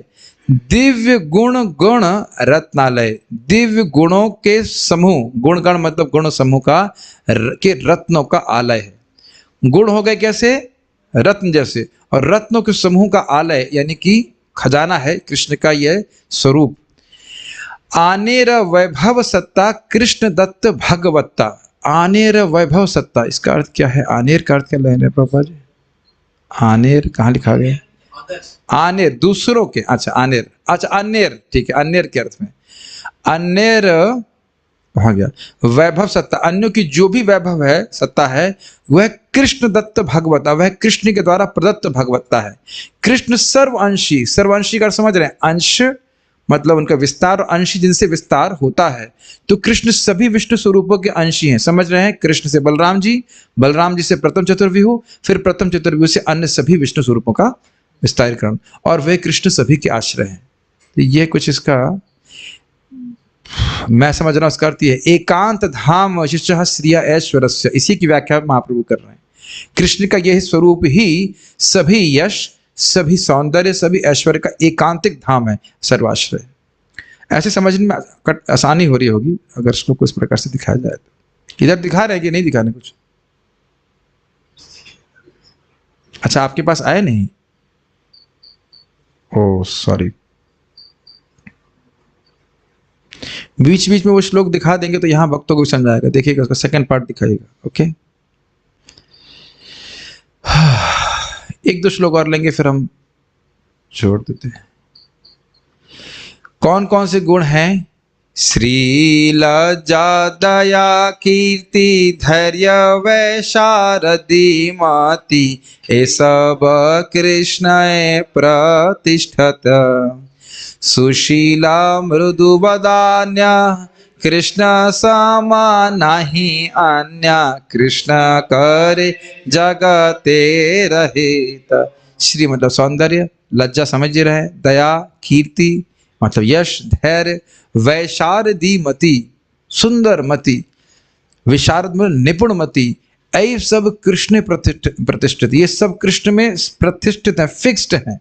सुशीलता मतलब सुंदर स्वभाव, मृदु सॉफ्टनेस, वदान्यता मतलब उदारता, कृष्ण के समान और कोई नहीं है। कृष्ण ही सभी जगत का हित करने वाले हैं।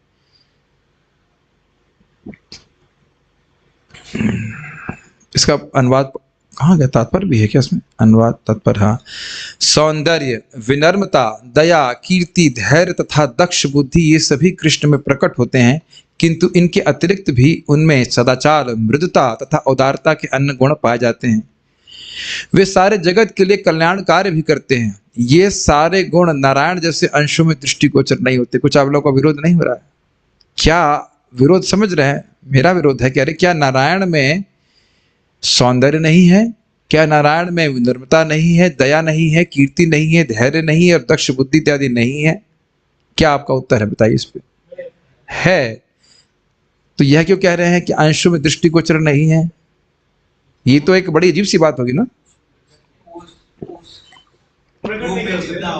ये आवश्यक की बात नहीं है, जितनी मात्रा में कृष्ण उसको प्रस्तुत कर रहे हैं उतनी मात्रा में नहीं कर रहे हैं, ये बात समझना होगा, नहीं तो हम गलत समझ जाएंगे। तात्पर्य, श्रीला भक्तिविनोद ठाकुर ने कहा है कि सौंदर्य, विनम्रता, दया, कीर्ति, धैर्य तथा दक्ष बुद्धि अत्यंत सुंदर गुण हैं, और जब ये नारायण के व्यक्तित्व में प्रकट होते हैं तब ये समझना चाहिए कि ये कृष्ण द्वारा नारायण को प्रदान किए गए हैं। अद्भुत तात्पर्य है अद्भुत तात्पर्य है ना। इसीलिए मेरा को उसे पढ़ाने का मन था इस चैप्टर को। आपने ऐसी बातें सुनेंगे जो आपने कभी सुनी भी नहीं होगी। सदाचार, मृदुता तथा उदारता के गुण केवल कृष्ण में मिलते हैं, तो क्या नारायण में नहीं मिलते हैं? लेकिन वो मात्रा में नहीं जितने कृष्ण प्रकट करते हैं। केवल कृष्ण सारे जगत के लिए कल्याण कार्य करते हैं। एक छोटा सा एग्जाम्पल, जैसे विष्णु भगवान किसी असुर को मारते हैं तो उसको मुक्त नहीं करते, उसकी उच्चतर गति जरूर होती है लेकिन वह मुक्त नहीं होता। लेकिन कृष्ण जब मारते हैं तो उसको सारे भी दे देते हैं, जैसे पूतना को दिए, अपनी माँ की गति प्रदान कर दी। तो कृष्ण के समान उदार कोई भी नहीं है।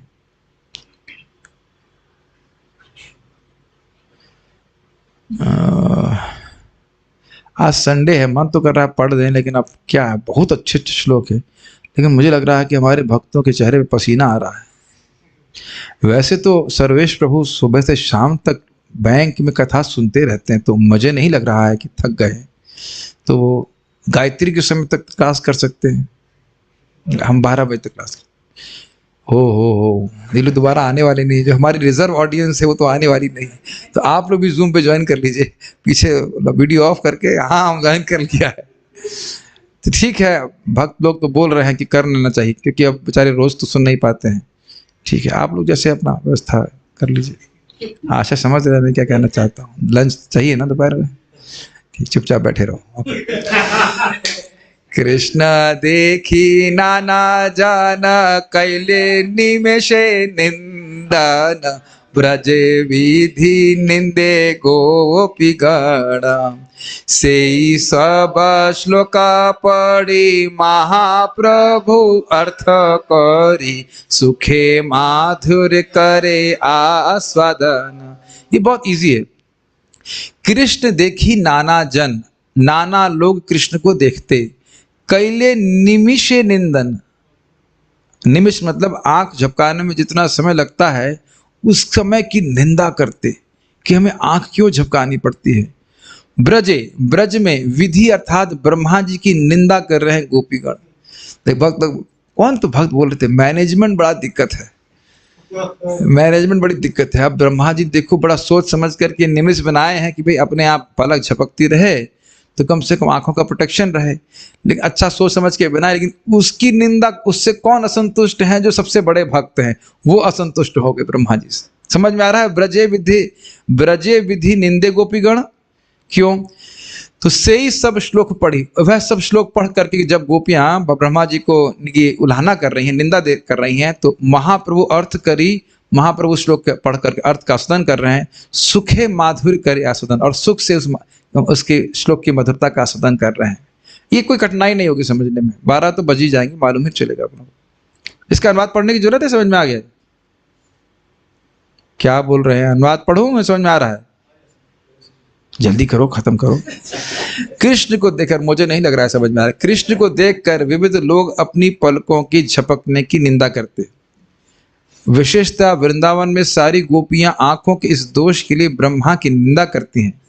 इसके बाद श्री चैतन्य महाप्रभु ने श्रीमद् भागवत के कुछ श्लोक सुनाए और उनकी विस्तृत व्याख्या की। इस तरह उन्होंने बहुत ही सुख के साथ दिव्य माधुरी का आस्वादन किया। ठीक है, अब ये श्लोक जरा देख दीजिए और उसके बाद हमारे अनिश 9.24.65 भेज दीजिए जरा। ठीक है, हम जब तक बोल रहे हैं उसको कट पेस्ट करके भेज दीजिए। अब तो एक्सपर्ट हो गए हैं इसको करने में। बोलिए मेरे पीछे। यस्यानन यस्याननम मकर कर्ण, अरे मेरे पीछे बोलिए। यस्या, नहीं तो मैं आप लोगों के पीछे बोलता हूँ, एक ही बात है, कठिनाई नहीं है। यस्याननम, नहीं भगवान, चाय पी के आई है क्या? बहुत एक्टिव है। ठीक, यस्याननं मकरकुण्डलचारुकर्णा यस्याननं मकरकुण्डलचारुकर्णा भ्राजत कपोलसुभगं सविलासहासम् राजत्कपोलसुभगं सविलासहासम् नित्योत्सवं न तत्रु सही से लिखा नहीं तत्रुपत नित्योत्सवं न तत्रुपदर्शभिः पिबन्त्यो नित्योत्सवं न तत्रुपुदर्शिभिः पिबन्त्यो नार्यो नराश्च मुदिताः कुपिता निमेश्च नार्यो नराश्च मुदिता कुपिता निमेश्च यस्याननं मकरकुण्डलचारुकर्णा यस्याननं मकरकुण्डलचारुकर्णा भाजत कपोलसुभगं सविलासहासम् भ्राजत्कपोलसुभगं सविलासहासम् नित्योत्सवं न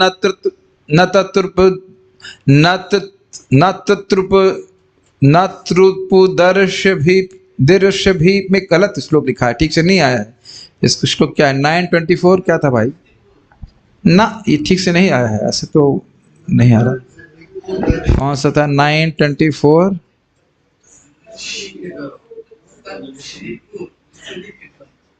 ये श्लोक कौन सा नंबर क्या है? देखिए तत्रुभुर क्या लिखा, तत्रुभुर क्या लिखा है? ये तत्रुपु मतलब तो संतुष्टि करते, लिखा तो सही लग रहा है। फिर से गाया जाए, नित्योत्सवं न तत्रुपुदर्शभिः पिबन्त्यो नित्योत्सवं न तत्रुपुदर्शिभिः पिबन्त्यो नार्यो नराश्च मुदिताः कुपिता निमेश्च नार्यो नराश्च मुदिता कुपिता निमेश्च सारे मनुष्य सारे पुरुष तथा स्त्रियां भगवान कृष्ण के चमकते मुख तथा उनके कानों से लटकते मकराकृति कुंडलों की शोभा देखने के अभ्यस्त थे। उनका सुंदर स्वरूप, उनके गाल तथा खिलवाड़ करती हंसी, ये सब मिलकर नेत्रों के लिए निरंतर उत्सव बने रहते थे। और निरंतर उत्सव को फिर से यहाँ पकड़ना होगा, अनुसवाभिनवम, अनुसभाभिनवम, वो शब्द आ रहा है इसमें कि निरंतर नवीन लगने वाला स्वरूप था। और सुंदर लग रहे थे, और सुंदर लग रहे थे। देखिए आंखें कब तृप्त होंगी, वो उस रूप से अब हो गया और नहीं देखना है, यही तो, इसीलिए तो आंख तृप्त होगी, तभी तो आंख वहां से हटेगी। कुछ समझ रहे हैं? तो अगर मान लीजिए कुंडल देख रहे हैं तो कुंडल और सुंदर लग रहा है, और सुंदर लग रहा है, और सुंदर लग रहा है। तिलक देख रहे हैं तो और सुंदर लग रहा है। तिलक से कहां से आंखें हटेंगी? बहुत सिंपल सा श्लोक लग रहा है आप लोगों को। भगवान की आंख को देख रहे हैं तो अब आंख और सुंदर लगती जा रही है, तो वहां से आंख हटेगी कैसे? Anything to do with Krishna, भगवान कृष्ण के स्वरूप का कुछ भी है वो और अधिक सुंदर लगता जा रहा है, तो वो अतृप्त नहीं रह जाएंगे। नहीं कर पाते। वो एक अंग भी देख रहे हैं तो उसी में उनकी आंख जो है मतलब फंस जाती है, नेत्र फंस जाते हैं, और उसमें भी ब्लिंक मार देता है। ब्लिंक मार देगा तो बहुत खराब लगता है। अब हम क्या बोले इसको, पहले पढ़ते हैं फिर एक लौकिक उदाहरण देंगे, लौकिक उदाहरण समझ में आता है। किंतु आंखों का झपकना ऐसा अवरोध बन जाता है जिससे वे उस शोभा को देख नहीं पाते। इसी कारण से पुरुष तथा स्त्रियां सृष्टा ब्रह्मा जी के ऊपर अत्यंत क्रुद्ध थीं। अब आप इसको ऐसे समझिए कि देखिए जगत में कोई व्यक्ति कोई पिक्चर देख रहा होता है और बीच में उसका फेवरेट सीन आने लग जाए, उतने में कोई सामने आ जाए तो उसको लगता है कि अरे क्या बोल रही है, क्रिकेट देख रहा हूँ और लास्ट बॉल पड़ने वाली हूँ। मतलब मैं क्षमा कीजिएगा, मैं ऐसे उदाहरण दे रहा हूँ, अगर नहीं समझ में आ रहा तो ऐसे समझाना पड़ रहा है। और एकदम से लाइट चली जाए या कुछ एक क्षण के लिए वो सीन कट जाए तो ओहो कितना दुख लगता है। तुरंत इंजीनियर को गाली देना चालू करते हैं, इंजीनियर को गाली देना चालू करते हैं, है कि नहीं? इंजीनियर को गाली देना चालू करते हैं, मूड खराब कर दिया, ऐसे बोल देते हैं। अब ये तो बहुत ही लौकिक उदाहरण हुआ, लेकिन उसको तुम कल्पना नहीं कर सकते कि गोपियां कितनी आकृष्ट है कृष्ण के प्रति। हम कई बार बोल चुके हैं, जिसके पास प्रेम होता है वो भगवान का श्रवण करे, कीर्तन करे, कुछ भी करे, उसको असीमित सुख मिलता है। तो कह रहे हैं आप इसको श्लोक के अर्थ को समझिए शब्दों को। यस्य आननम, आनंद का अर्थ होता है मुख। यस्य आनंद, जिनके मुख पे मकर कुंडल, जो भगवान के कानों में कुंडल है, वह कैसे वो शार्क शेप कहता है, शार्क शेप। मकर मतलब होता है शार्क, शार्क के आकार की कुंडल हैं। चारुकर्ण भ्राजत, इसका अर्थ क्या होता है? भ्राजत मतलब होता है चमकते हैं, है कि नहीं? और चारुकर्ण भ्राजत, इसका अर्थ क्या है? इधर देखना पड़ेगा, एक मिनट। कर्ण, चारुकर्ण भ्राजत, यानी कि जो मकर कुंडल थे वह कान के ऊपर बहुत सुंदर लग रहे थे और चमक रहे थे। दो चीजें हैं, चमक रहे थे और सुंदर लग रहे थे। और गाल जो है वह सुभगम अर्थात कोमल थे, सविलास हासम, और उनकी आनंद भाव की मुस्कान के संग नित्योत्सवम, यानी आनंद के दिव्य उत्सव से युक्त थे। अब ये समझ में आना पड़ेगा, समझ में आ रहा है? जिनके मुख के ऊपर जो उनके कान थे, उन कानों के ऊपर सुंदर मकराकार कुंडल बड़े सुंदर लग रहे थे और चमक रहे थे, और उनके गाल बड़े सुंदर सुंदर लग रहे थे। सुभगम मतलब सुंदर, और सविलास हासम, उनकी स्मित मुस्कान थी। भगवान कृष्ण मुस्कुरा रहे थे। नित्योत्सवम नत त्रुप दृश्य भी पिबंतो, यद्यपि नारी और नर, स्त्रियां और पुरुष दर्श भी अर्थात देखते थे और देखते नहीं थे, आंखों से उस रूप को पीते थे। वह रूप जो नित्य उत्सव का था, उत्सव मतलब आनंद देने वाला था। लेकिन ना तत्रुपुः, वह संतुष्ट नहीं होते थे। अपितु मुदिता, बहुत आनंदित होते थे।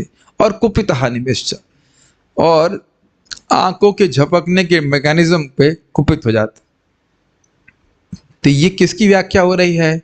पिछले श्लोक में बोल रहे हैं ना, ये कृष्ण देखी नाना जन इत्यादि, उसकी इस श्लोक की व्याख्या को प्रमाण देते हुए भागवत का इस श्लोक बोल रहे हैं कि कृष्ण का रूप देख करके कृष्ण के रूप का आस्वादन करती और वह ब्रह्मा जी की निंदा करती और करते दोनों में। उसके बाद इसी संबंध में एक श्लोक और बोल रहे हैं, अटति यद् भवान् अहनिकाननम् त्रुटिर्युगायते त्वामपश्यताम् कुटिलकुन्तल श्रीमुखं च ते जड उदीक्षताम् पक्ष्मक्रीदृशाम्। गाना नहीं है अब तक, एक बार और होगा। एक भक्त बोल रहे थे गोपी गीत गाएंगे हम सब लोग, हमने कहा गोपी गीत तो नहीं गाएंगे, उसका एक अंश गा दे रहे हैं यहाँ पे कि उसके कंटेक्स्ट में। अटति यद् भवान् अहनिकाननम् त्रुटिर्युगायते त्वामपश्यताम् कुटिलकुन्तलं श्रीमुखं च ते जडौदीक्षताम् पक्ष्मक्रीदृशाम्। एक बार और गाया जाए, बहुत अच्छा, गाने में ही बहुत आनंद है। थोड़ा स्लो जाइएगा। अटति यद् भवान् अहनिकाननम् त्रुटिर्युगायते त्वामपश्यताम् कुटिलकुन्तलं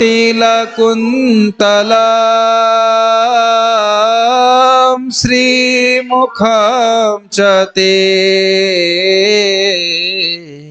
जडौदीक्षताम् पक्ष्मक्रीदृशाम्। तो कह रहे हैं अटति यद् भवान अहनि काननम। अहनि का अर्थ यहाँ पे दिया गया है दिन के समय, और कानन मतलब वन में।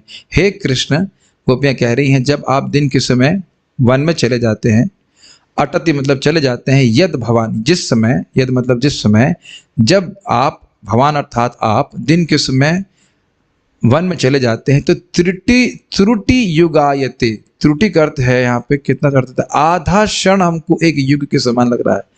क्या इस तरह का श्लोक आप शिक्षाष्टक में भी पढ़ते हैं?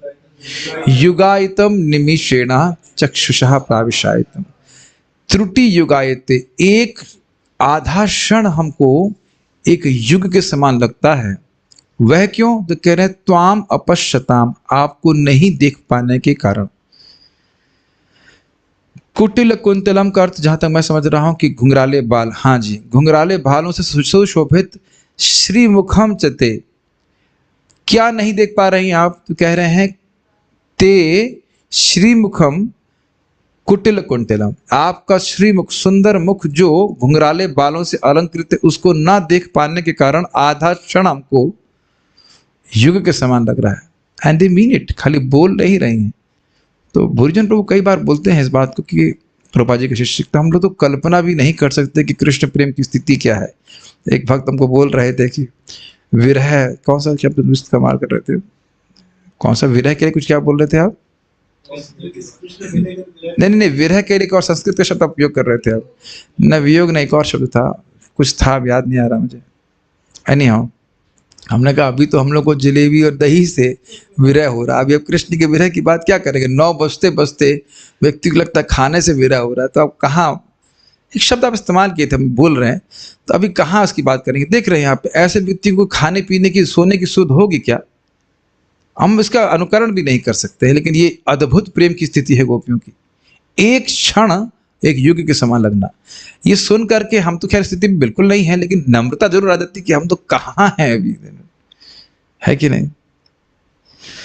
तो जब ऐसा होता था, कितने जड़ उदीक्षताम, उदीक्षताम का अर्थ देखिए क्या लिखा है प्रभुपाद जी ने, देखकर पलकों के रचयिता दर्शाम को, आंखों को, क्या कह रहे हैं? जड़,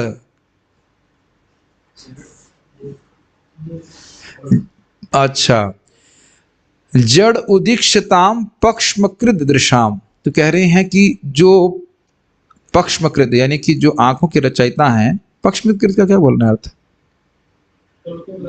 हाँ, जो पलकों के, आंखों के पलकों के रचयिता हैं, उनको वह जड़ देखती हैं। जड़ मतलब संवेदनहीन, मूर्ख भी कह सकते हैं, मतलब हम सामान्य हल्का यूज, संवेदनहीन, कुछ संवेदना है तुम्हारे हृदय में, कुछ भावना है, ऐसा भावना से हम लोग मरी जा रही हैं, तुमने हमारी आंखों, एक तो वैसे कृष्ण को दूर कर दिया और उसमें भी पलक, क्या कहते हैं, शटर डाल दिया उसके ऊपर, इस प्रकार की भावना। इसका अनुवाद पढ़ लेते हैं। हे कृष्ण, जब आप दिन में जंगल चले जाते हो और हम आपके सुंदर मुख को, जो सुंदर घुंघराले केशों से घिरा हुआ है, नहीं देखती, तब आधे क्षण का समय हमारे लिए एक युग के बराबर लगता है।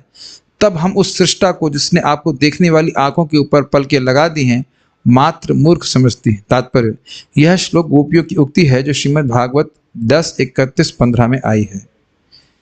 अब इसके आगे हम कल पढ़ेंगे। मन तो कर रहा है पढ़ने के लिए, शायद आपका कुछ क्लास है प्रभु जी, या फिर क्लास ना? ओके फाइन, ओह अच्छा ठीक है, मीट है तो फिर कोई बात है, फिर क्लास कर लेते हैं। Meeting can be postponed. हाँ, 15 से 20 मिनट, ठीक है। तो भक्तों क्या चाहते हैं, कुछ सुनना चाहते हैं आप लोग, या थक गए? बोल तो मैं रहा हूँ, आप थक कैसे जाएंगे? ठीक है, वैसे मेरा मन कर रहा है इसको बोलने का। ऐसी ऐसी बातें जो आपने कभी सुनी नहीं है, ये आपको दूसरी ब्राह्मण दीक्षा लेने के लिए प्रेरित करेगा। दूसरी ब्राह्मण दीक्षा नहीं, सॉरी, दूसरी दीक्षा जिसे ब्राह्मण दीक्षा कहते हैं। दूसरी ब्राह्मण दीक्षा नहीं होती, ब्राह्मण दीक्षा तो दूसरी दीक्षा कहते हैं। कैसे कहेंगे? काम गायत्री मंत्र रूप हय कृष्णेर स्वरूप, 26 अक्षर तार है, से अक्षर चंद्र है, कृष्णे करी उदय, त्रिजगत कैला काममय। परेशान तो नहीं हो रहे? काम गायत्री मंत्र रूप हो कृष्ण स्वरूप। हम लोग को जो काम गायत्री मंत्र, 7वां नाम नहीं बता सकता, लेकिन 7वां मंत्र बोला जाता है, उसे काम गायत्री मंत्र कहा जाता है, और वे कृष्ण का स्वरूप है, वो साक्षात कृष्ण है। इसमें 26.5 अक्षर होते हैं। 26 है कि 24 है? 24 सॉरी, 24.5। अब पता है, इस पे भी घटना है। इस गायत्री मंत्र पे शिला चक्रवर्ती पाद इस इसको देखे, इस श्लोक को देखे कि इसमें 24.5 अक्षर हैं और वह 24 ही गिन पा रहे थे, 24.5 नहीं गिन पा रहे थे। और वो सोच रहे थे कि ना, कृष्णदास कविराज गोस्वामी तो मुक्त पुरुष हैं, वह गलत नहीं लिख सकते हैं, मैं नहीं समझ पा रहा हूँ, मेरी गलती है। तो वह, मैंने सुना है कि वह राधा कुंड में कूदने के लिए तैयार, आत्महत्या करने के लिए तैयार थे। ये स्थिति थी। मतलब इतना विश्वास था चैतन्य चरितामृत के ऊपर। आपको पता होना चाहिए कि चैतन्य चरितामृत राधा कुंड के ही साइड मतलब उनका पे एक भजन स्थली है कृष्णदास कविराज गोस्वामी की, उन्होंने वहां पे लिखी थी। ये विश्वास था उनका, इतना विश्वास था, कहते मैं नहीं समझ पा रहा हूं, मैं कैसे गलत देख रहा हूं, उसमें गलती हो नहीं सकती है इसमें। तो फिर श्रीमती राधा रानी उनके सपने में आकर के उनको समझाती है किस प्रकार से काम गायत्री वस्तुतः ग्रामर के रूल के अनुसार 24.5 अक्षरों की है। कुछ बोलते हैं कि ये जब ऐसा होता है तो अक्षर एक होने के बाद भी आधा होता है, ऐसा कुछ होता है जो भी। अब इसके बाद क्या कह रहे हैं जरा देखें इसको। पूर्ण पुरुषोत्तम भगवान कृष्ण वैदिक मंत्र काम गायत्री से अभिन्न है, जो 24.5 अक्षरों से रचित है। वे अक्षर आप देख रहे हैं, इसलिए एक एक अक्षर को बोलना बहुत जरूरी है। एक जगह प्रभुपाद लेक्चर बोलते हैं गायत्री मतलब ही नहीं कि ऐसा करके बोल दो, बहुत स्पष्ट रूप से एक एक मंत्र का उच्चारण करना चाहिए। और ऐसे ही हरे कृष्ण मंत्र का भी, वे अक्षर इन चंद्रमाओं के सदृश हैं जो कृष्ण में उदित होते हैं, इस तरह तीनों जगत काममय हो जाते हैं। इसकी अधिक व्याख्या नहीं कर सकता, बस क्या इसका अर्थ है प्रभुपाद जी समझा भी नहीं रहे। अब इसको हम कल समझाएंगे, ठीक है, इतना जल्दी नहीं करना चाहते। कितने खुश हो गए। क्या शाम को पढ़ाते हैं इसको, लेकिन शाम को तो भक्त लोग कुछ समझ नहीं पाएंगे, सब इसको कंटिन्यूस में पढ़ना चाहिए, ठीक है ना, ठीक है।